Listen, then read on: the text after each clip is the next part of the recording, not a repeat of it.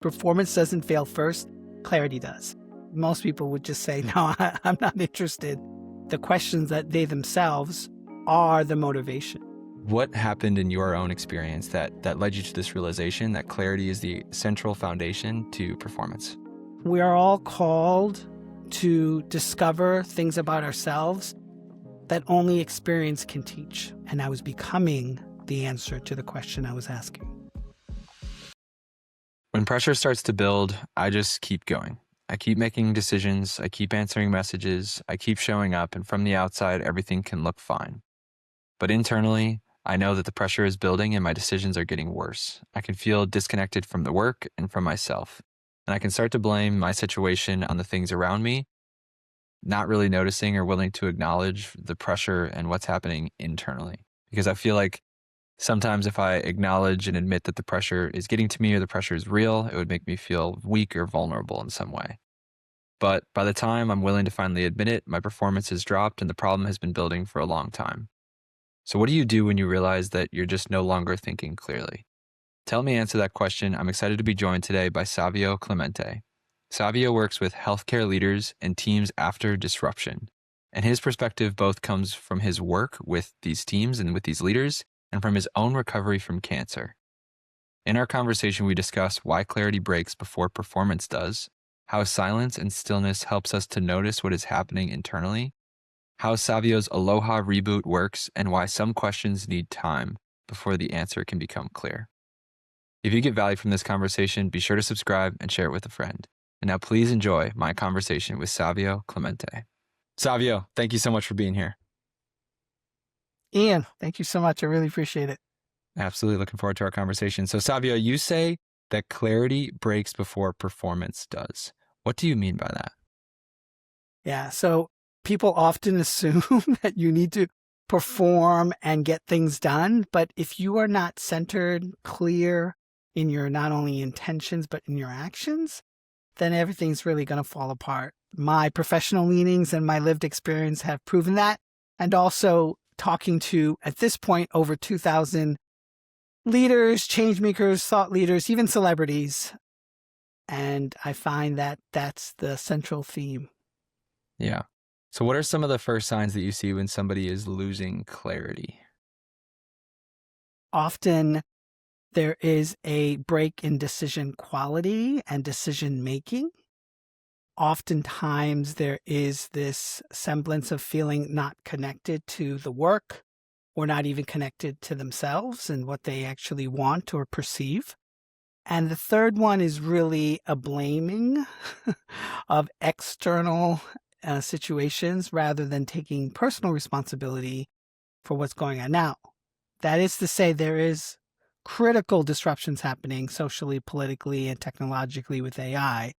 So, but on mostly, especially when it comes to the healthcare leaders I deal with, it's really about them having a constant cognitive pressure and overload, and they themselves are not, to a large degree, clear in their actions and intentions of how to move said initiative or how to move anything meaningful forward. So obviously you've spent a lot of time developing your expertise, your methodology, and your belief that clarity comes before performance does. I'm curious to know, like in your own personal experience, like how did you come to that realization? Like was there a moment in your life where you were doing everything but trying to get back to clarity to fix your performance issues? Like what happened in your own experience that led you to this realization that clarity is the central foundation to performance? So my thesis in a nutshell is performance doesn't fail first, clarity does. And so when you break that down, you really come to realize, well, what is actually guiding my decisions? What's actually guiding my thoughts? What's actually guiding my emotions? And so for me, it was a hard-earned lesson. In 2014, I was diagnosed with stage 3 non-Hodgkin's lymphoma, blood cancer.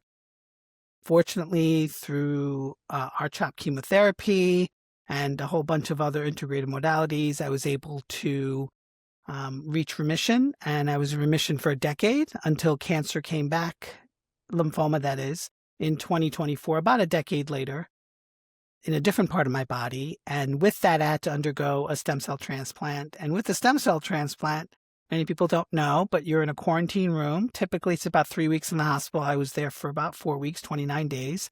I lost about 26 pounds. And obviously, all the care that's involved, machines beeping, nurses coming every 4 hours to check vitals, doctors doing their rounds in the morning or the afternoon. I only had two things, Ian. I only had this idea of, and the central anchor of, stillness and silence, and I sank deeply within it. And in it, I realized, after I got out of the hospital, 29 days later, I did an additional 4.5 months of immunotherapy and then additional 5 months of physical therapy. I realized that I was chasing this idea of recovery and performance, but I myself wasn't really clear as to how do I navigate forward from this situation. So I put my whole life on hold, my professional life on hold, and I focused completely on healing. And I realized that we live in a world of complete and super optimization. We want to track, we want metrics, we want things that actually make us feel good, or if to some degree make us feel guilty. And I realized when it comes to performance, the thing that actually lacks is clarity. Clarity in how do you want to move forward? What do you actually want to create, not based upon competition or based upon the Joneses or based upon what you see on social media or even based upon what you see in your professional world and your colleagues. Clarity in the sense of what is meaningful for me right now, especially when you go through something as devastating as what I went through. People often say to me, they're like, well, your story is really dramatic. And yeah, my story is very dramatic. But the fact of the matter is it doesn't have to be so dramatic. It could be a job loss. It could be a corporation folding. It could be a divorce. It could be someone cheating on you. Whatever the iteration is, the fact of the matter is if you don't really search from within to actually figure out what's actually driving the machine, then the machine is actually going to break down. And that leads to what I talk about a lot, which is this idea of post-crisis decision gap or post-crisis leadership gap. It's really that period where everything looks stable and fine, and then things starts to drift and then shift, and then it widens, and then the chasm creates. And that's when you get yourself in serious trouble. Yeah. Thank you for sharing that and for your candor in your sharing your story. I think, it's really powerful. And, but you mentioned something there at the end that it doesn't have to be as serious, as intense as what you went through. But I found that in my own anecdotal experience in my life, that the biggest shifts and the changes that I've made, which, taking the time to do a lot of internal reflection, to find clarity, to connect with yourself, to find what you really like, is that, right? It is something that you have to take time and intentionally, like you have to take seriously and carve out time to do, right? It is like a big shift that you're going to make in your life. So what I've found in my experience is that those shifts only happen really after something really breaks down. So have you found that people have been able to make this shift, connect with themselves only after they have some kind of traumatic experience? Like obviously it doesn't have to be super traumatic, but like, I don't know. I found that in my own experience, like I really only make changes when things have gone really bad. So like, how do you respond to that? Well, in healthcare leadership, the central word there is burnout. And typically that's usually what happens, especially for individuals that I work with, high stakes, themselves, their teams, organizations, and another human being. There's a lot on the line there. There's a lot of responsibility. There's a lot of bureaucracy. There's a lot of constant need to always figure out and know the answers, and then things shifting and changing. But if you're talking human to human in terms of our own individual experience, yes, sometimes, most of the time, something has to be really hard in order for it to be really soft again or manageable again. And I would say those are the growth spurts. People talk about transformation all the time, but if they really knew what it takes for growth to actually occur, most people would just say, no, I'm not interested. They would say, I would rather just idly doom scroll or bide my time with pleasures. But I think when it does happen, I don't think it's something that most people often invite to fully discover. So in other words, I talk a lot about on stages and in my work and in my journalism work as well, this idea that it's not about surviving the crisis, it's about what happens afterwards, because that's when you win or lose. That's when you actually reorientate, figure out your next way forward, figure out how to recalibrate, figure out how to not only have self-regulation, but have co-regulation with other people, how you create psychological safety with one another through vulnerability and trust. So the short answer is yes. Most of the time something does happen in your life. But I do think that there are people on a search. And I think the world is very disruptive and chaotic right now that it's forcing people to look inward, which really is my bread and butter. Yeah, I completely agree with you there that it is forcing a lot more people to look inward, myself included. Feels like I've been searching for a long time as to like, what is my calling? That sounds really grandiose, but just trying to find it, because I just know that the people who do find it are the happiest people on the planet. The people who find what they love to do, right? They're fully engaged in the work that they're doing, are the happiest people, most successful people on the planet, because it seems like they were born to do the thing that they're doing. But you mentioned the point that, well, I think just to kind of underline the part of what we're talking about, that change only happens when like you're in a place of pain.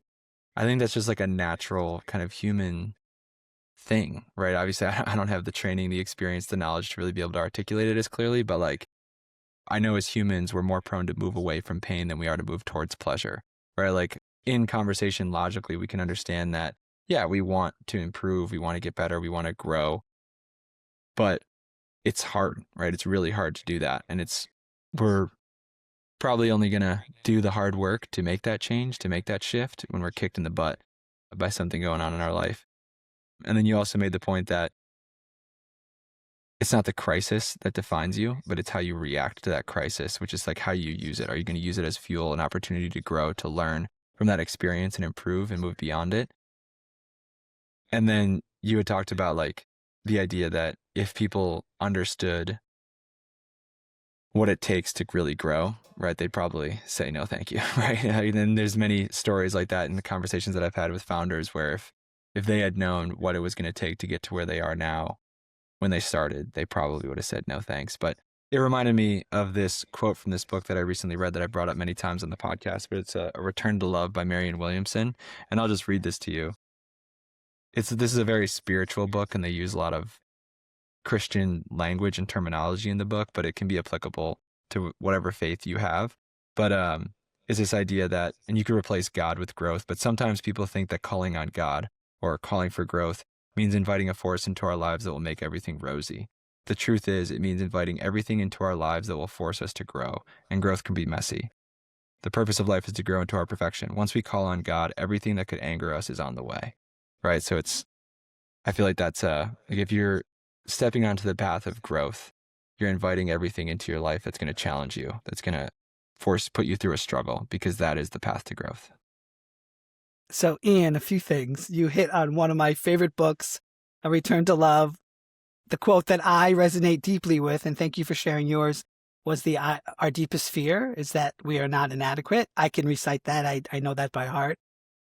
Another thing, I'm staring right at you, and I actually am smiling because you are a young person who's asking the questions. There's a book called Letters to a Young Poet by Raina Maria Rilke. And in it, he speaks of this idea of living the questions. That's the contradiction. That's the paradox. We have to live in that of figuring out for ourselves, well, what is the question?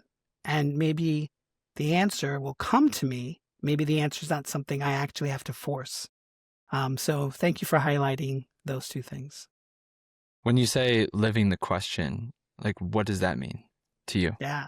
So most people want the answers. Same thing with crisis. Most people want to fix the crisis. And I'm not saying you shouldn't fix the crisis. I just want to be clear. Everyone wants to turn the fire down and fix it. Yes. But living the questions is really this idea that the questions that they themselves are the motivation. They tug at us.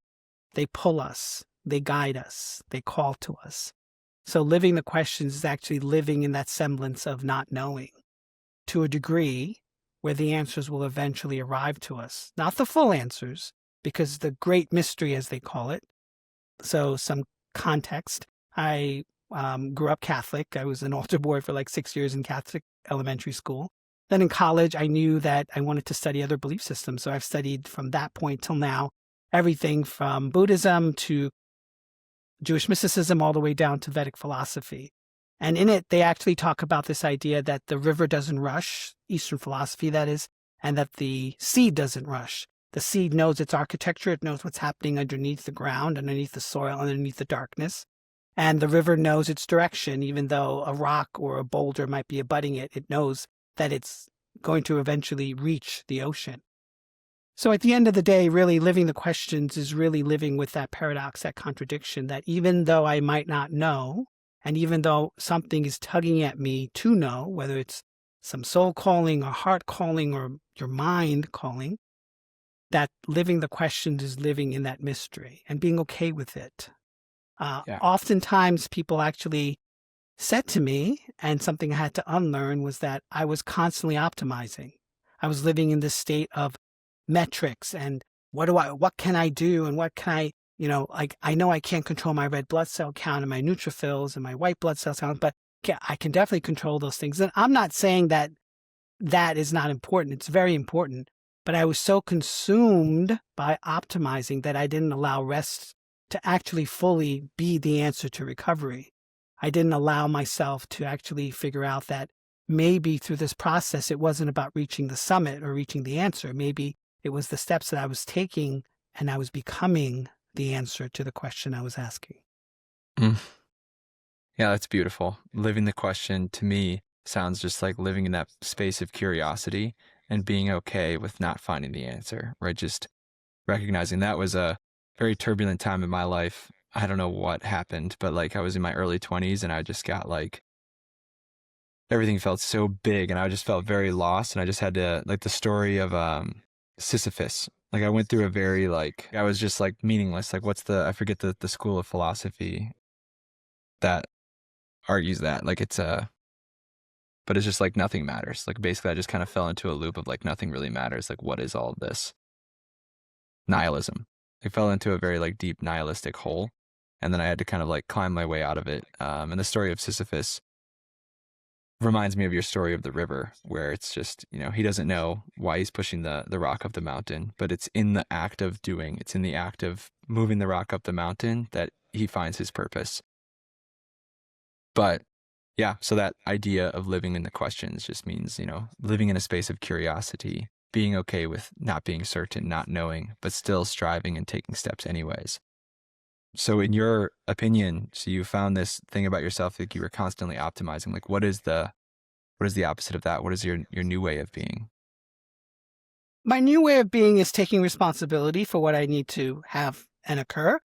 One thing people don't understand unless you've been through a dramatic and traumatic medical situation like I have is that when the medical system, and I have to give them credit, they definitely helped me, and I'm speaking to you today because of it.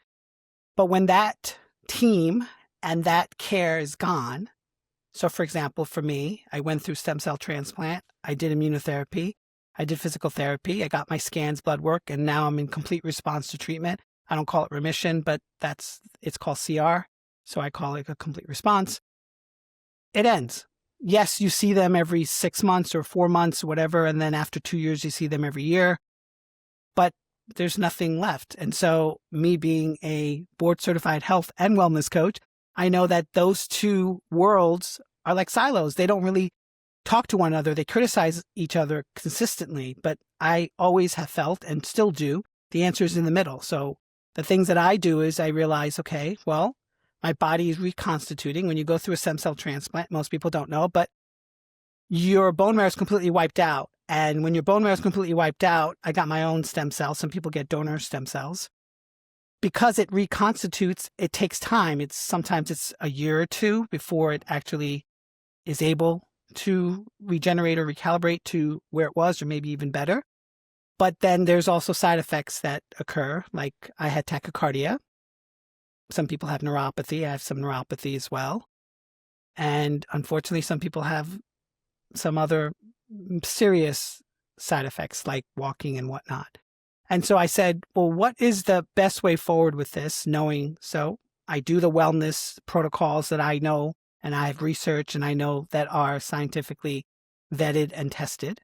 But I also am not in a hurry to consistently and constantly do those things where I become so obsessive about trying to get back to where I was, rather than thinking that where I was might not have always been the ideal. Maybe the ideal was going through this and having this viewpoint or this new ideology or thinking that the healing, the recovery is really about the two pillars that I discovered in the hospital, being in the hospital for 29 days, which was silence and stillness. So I sank deeply into those two, and those two are available to anyone, anywhere, regardless of your socioeconomic status, regardless of your upbringing.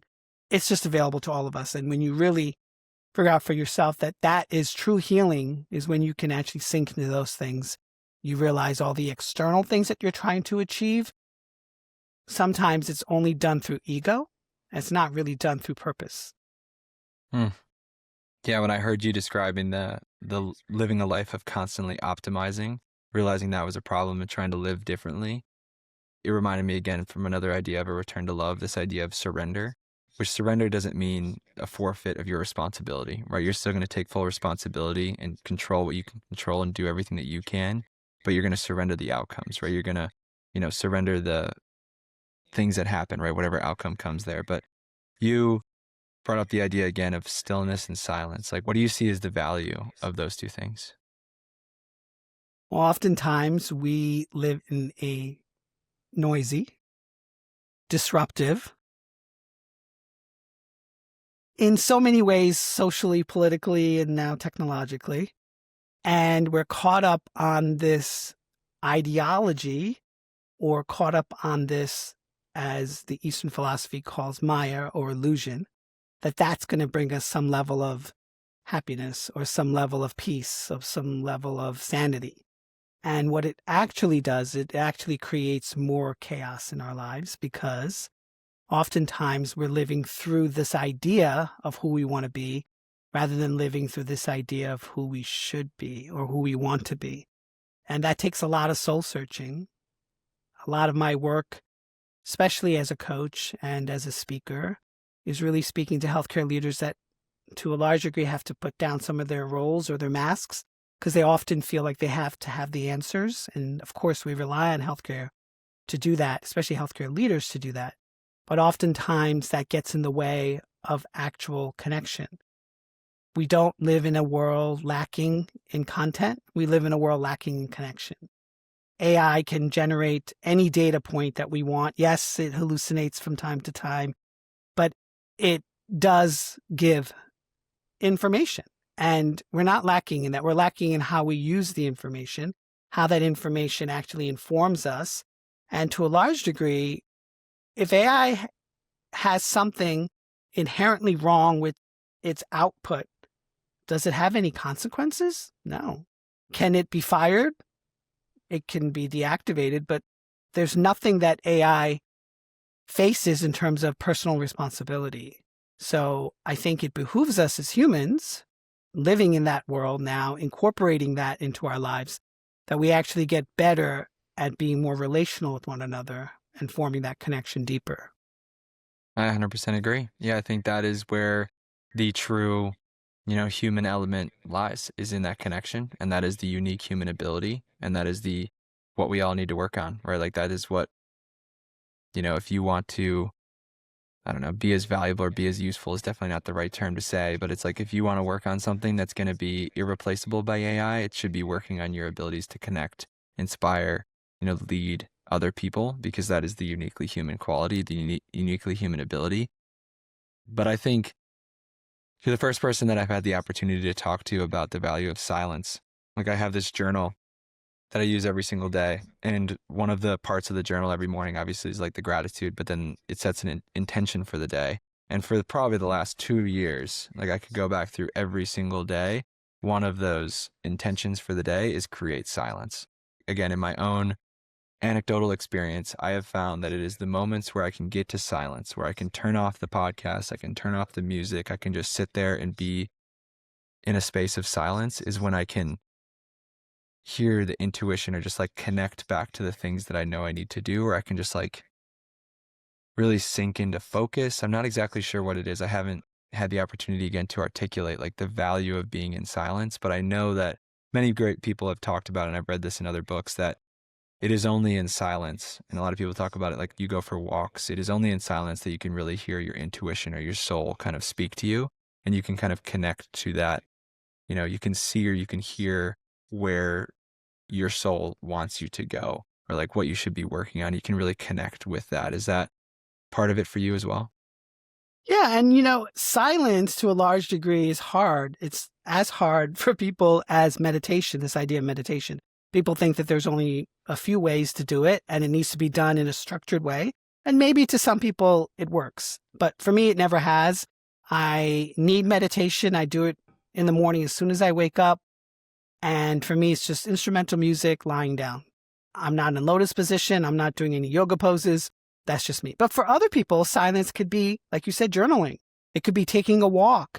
It could be humming. It could be breathing exercises, a whole panoply of things. I'm not prescriptive in the work that I do because we're complex people, and a large portion of humanity doesn't really like to be told to do stuff. I mean, there has been studies where before the advent of digital prescriptions, that staff would find written prescriptions in the garbage can as soon as individuals would see their doctor. They just didn't want to adhere to what was given to them.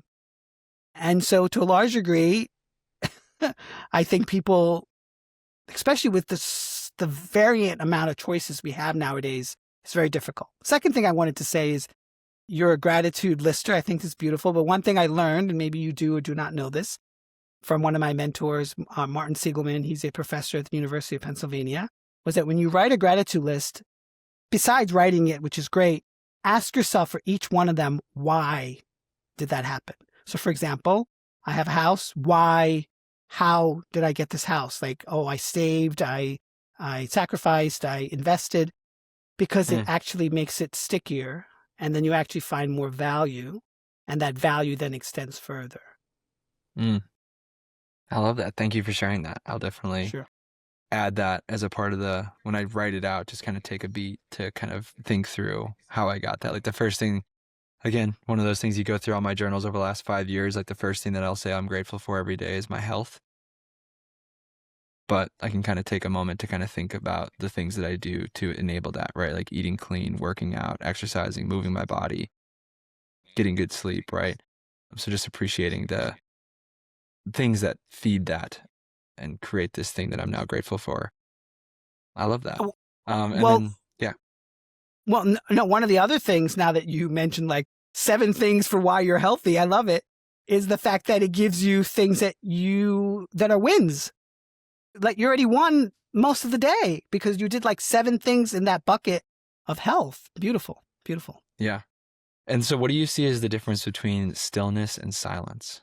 Yes. So stillness is this ability to actually not feel that you always have to create action in your life. Yes, we live in a material, physical world. Action is very important. If I just sat around and did nothing, probably nothing would happen.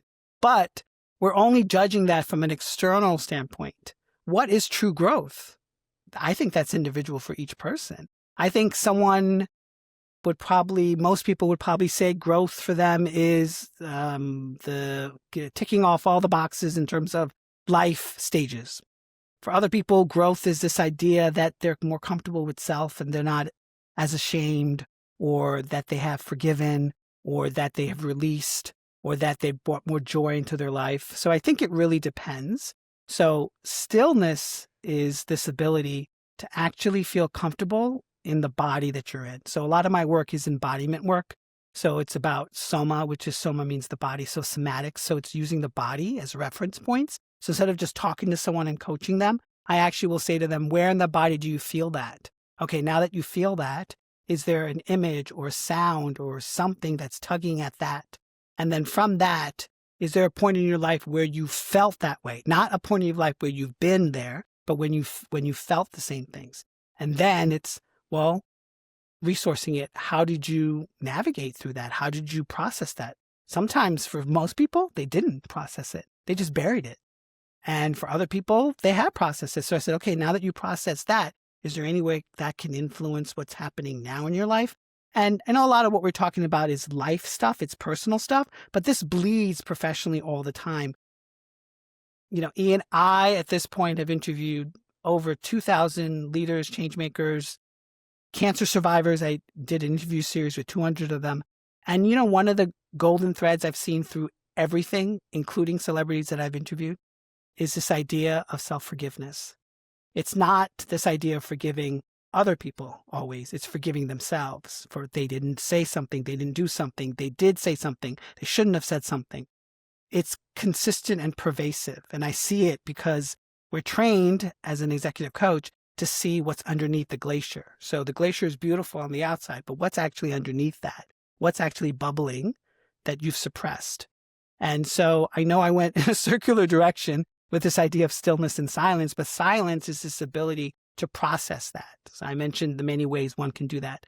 Stillness is this ability to actually stay so centered and so calm and so quote unquote still that you allow things to run through you. So in other words, whatever you process now has a place where it can actually be seen, it can actually be viewed, it can actually be confronted. And most people don't want to confront themselves. They just don't. Yeah. Because it's messy, right? It's messy. You start feeling all the feelings. And yeah, the work on you is the hardest work you'll do. But yeah, so it sounds like stillness to you is kind of this release of this tension that can be ever present, right? And I experience this still now, right? Even though, you know, I have this understanding, and this is so common in just, you know, learning anything, right? Like you have this understanding. Sure, I know what stillness is. I'm aware of this idea, but actually putting it into practice is why there's the value in somebody like yourself, right? Somebody who can kind of coach you through this process of relieving this tension. So yeah, it sounds like to me like the stillness is the release of this tension of like, you have to do something, right? You have to take these actions, but it's your ability to relieve that and be present still in this moment, kind of just letting it all kind of pass through you, as you would kind of mention. And then silence is just the absence of sound, right? The literal silence that you want to find. Yeah. And then things animate. First few stems grow from a seed. It breaks open in its own time. It's still for a long time. It's silent for a long time until it does what it needs to do. So it has its own mechanism. It has its own workings. Another thing also, which is really intriguing from what you're talking about as well, is I often find is most of the time when it comes to leadership, people often assume that leadership is always in a corporate setting, but leadership is really about how people view you, how they want to follow you, how they want to model you, how they want to mirror you. And if you yourself don't have the basics of self-regulation or co-regulation with other people, then how are people going to trust you? How are they going to be vulnerable around you? How are they going to want to actually make said initiative or said team that much stronger? It's just not possible. Yeah. And I feel like, I don't know, it's just a note that I just wrote down. So the relationship between stillness and silence, they do go hand in hand, where silence is the quieting of your environment, which allows you to kind of hear your own internal monologue, right? Like I find whenever I create silence, like I can hear that inner voice more clearly, and it gives it space to kind of wander wherever it goes. And I can be much more aware of that in a quiet environment. Like it's the only thing you hear, right? And then stillness is the quieting of the mind, right? Stillness is just the letting go of that voice in your head of the, you got to go do this thing, or like the talking to yourself, right? Stillness is the ability to kind of just let that go. And I find, I don't know, I would imagine that if you can find a moment where you can pair both of those together, right? You can be in a quiet environment and then you can quiet the mind. That is where you can probably hear like that intuition of that soul the most clearly, where it's just going to be like your intuition is going to come through and like what you actually are called to do in this moment, or what you should be doing in this moment. Yeah. Absolutely. Yeah. And then also a little step further is you could get into the realm of metacognition, which is something that I learned through my health relapse journey in the hospital, in a hospital bed, in a quarantine room, which is this idea of the thinking. Who's actually the Savio that's in the bed, and who's the emotional, vibrant person? Who's this psychological, open person? Who is this relational person whose spirit is really alive? And really figuring out for ourselves, what is the connection between the one animating this experience, who's doing the thinking, what consciousness is running through all that. It can get a little trippy, and I don't really like to get into it a lot, but with you, it seems very easy to mention because it's something that until you're forced to confront and face, you're just not going to do it. And so for me, I decided to surrender and submit to it.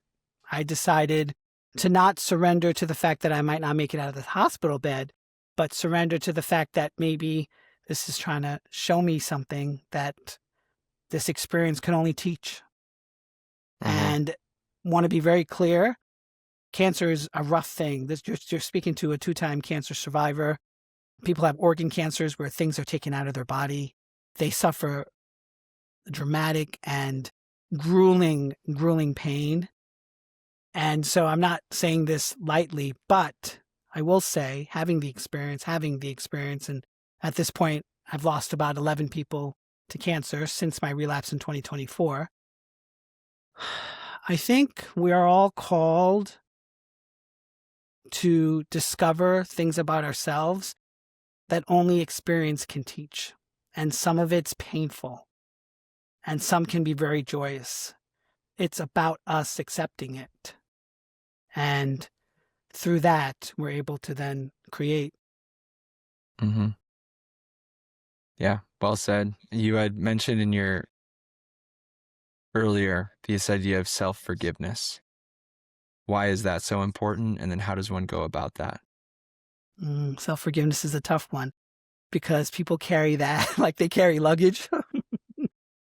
If you travel internationally, you're allowed 2 50-pound bags along with the carry-on and maybe a backpack or a little hand. People carrying a lot more than that. They're carrying tons and tons of baggage, and self-forgiveness is, in order for it to be unraveled, it needs to be first viewed and seen and witnessed. And it's hard because we're talking about individuals that have made excuses or have made concessions or not willing to face their own responsibility within that situation. They're not very objective, they're very, very subjective. So how do you deal with self-forgiveness? That's a hard one. I think through your faith, whatever your faith is, I know a lot of atheists who don't believe in any central belief system. So for them, I say it's about coming to accept the paradox that sometimes life is what it is. It's not fair. And coming to terms with accepting that it doesn't always have to be balanced. I think that's the contradiction most of us are wrestling with right now, especially when things are very heated socially and politically right now, is that I think we're all called to accept the paradox of that we might not all have the answers, we might not all agree, but we have to find a way to unify those differing opinions and differing feelings. Yeah. Yeah. So yeah, there's a self-forgiveness on a person to person. You know, there's like the forgiveness of others, and then there's the forgiveness of yourself. And that really is what I've, in conversations with others on this podcast, that is like the first step in, being able to change more effectively, right? Or being able to move forward, is being able to kind of forgive yourself for the things that have happened in the past. Because otherwise, if you don't, you're just carrying this weight behind you that's just going to hold you down. It's just going to keep taking you back into that. Like you're just not going to allow yourself to make the change because you don't forgive yourself for what you've done in the past and you don't feel like you deserve it. So you won't really receive or accept this new you because you haven't given up on the version of yourself that you see as undeserving of those things in your life. So it is a complicated process. Life teaches you, or has taught me, that it's a series of catch and release. I think we just have to catch what we can and release what we can't and let the contents of the river flow the way they must. I mean, this might sound new agey woo-woo to people, but when you actually embody it and actually live it, you actually see the connections. You actually see how it makes sense. Now, to practice it, no, that's not easy. That takes work. But I think it behooves us, because when that structure is right, then everything else that you do touches that. It allows that to flourish. It gives it more clarity. My central theme is performance doesn't fail first, clarity does. So if you want to perform, you need to really figure out for yourself what's actually driving those desires. Is it based on ambition? Is it based on purpose? I know you talked about trying to figure out purpose. Or is it based upon ideology of what you think you should be doing based upon your age, your gender, your sex, where you live, family structure? So catch and release. I think that's the easiest way for me to summarize that feeling. Yeah. So you hinted at it there, but one of my final questions for you here today, Savio. So when somebody does realize that they're in a situation where they're not thinking clearly anymore, what should they do first? So this goes back to my adaptive resilience leadership framework, which is that situations and things will trigger and give you signals and patterns. And it's for us to try to make sense of that. Otherwise, it creates this big chasm, this post-crisis leadership gap that I call, which then things get so out of control that it shifts and drifts. So the first thing to do is really to figure out for yourself what's actually making me feel like there's a problem in this situation. So I'll echo my TEDx talk. I did a TEDx talk about a year and a half before my relapse in 2024, called 7 Minutes to Wellness, How to Love Your Inner Stranger. And in it, someone asked me, like, what the hell are you talking about, inner stranger? They're like, that's so weird. And I'm like, okay. They're like, so what's your inner stranger? I'm like, well, my inner stranger is that young person that never really felt completely rooted or grounded. Like I was friends with people, different people. I never got bullied or an outcast. I just didn't feel really, really connected. And then she's like, oh, I get it. So she's like, for me, the inner stranger is that great professional person, that idealized executive that I want to be that I can't, or that great mother, this sibling I want to be. And so my framework is really easy. It's a lens that I use called the Aloha Reboot. Aloha, as we all know in Hawaiian, means hello. So it's a hello to your inner self. So A stands for acknowledge. So in my situation, I'm in the hospital, hearing the beeps. I'm in a quarantine room. Nurses are coming every 4 hours. Just acknowledge what's happening. Write it down, vomit it out, whatever you need to do. Just get it on paper or on digital screen and just be okay with it. L stands for listening. So listen to your inner self. So in Hawaiian, there is a healing modality called huna healing. And in huna healing, the kahunas, the kings of Hawaii, believe that not only does the body send sensations, but it has language, it has consciousness, it has something to tell us. So we need to actually be still and silent in order to actually see what's happening. So they believe you can actually talk to the body parts. I call it the three brains, head, heart, and gut.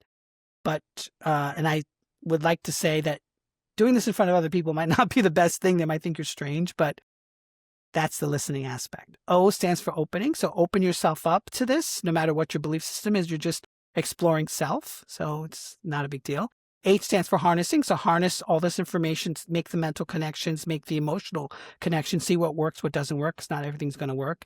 And A stands for acting. But there's a caveat, because the research and the data proves that when it comes to change, it's not that people don't want to change. They just don't know how to change. There's something called the stages of change. So it's posits that people are thinking of change, pre-contemplation, in change, thinking of relapse. And so it's really about having the courage to act.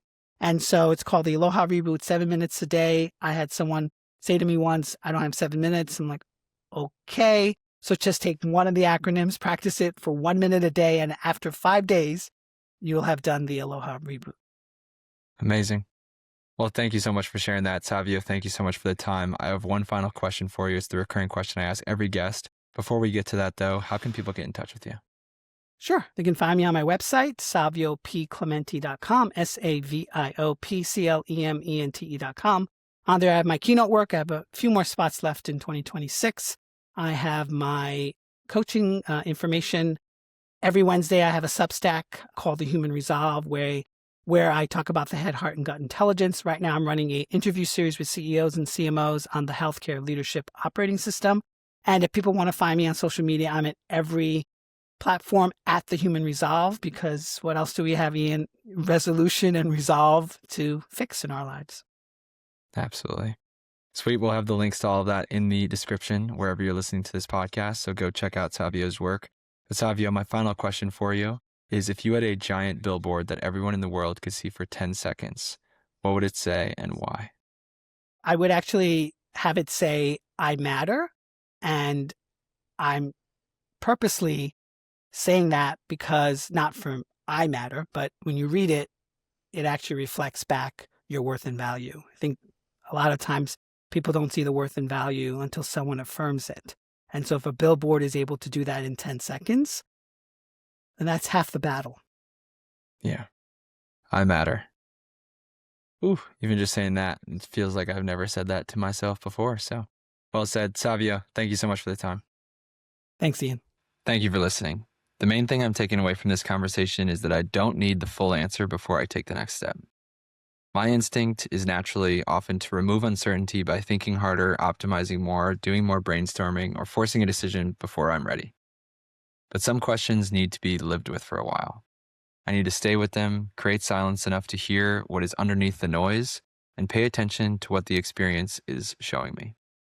That does not mean I stop moving. It means I take the next honest step without pretending I can already see the whole path and absolutely know the answer, and just be comfortable with the fact that I'm not sure and just keep moving forward.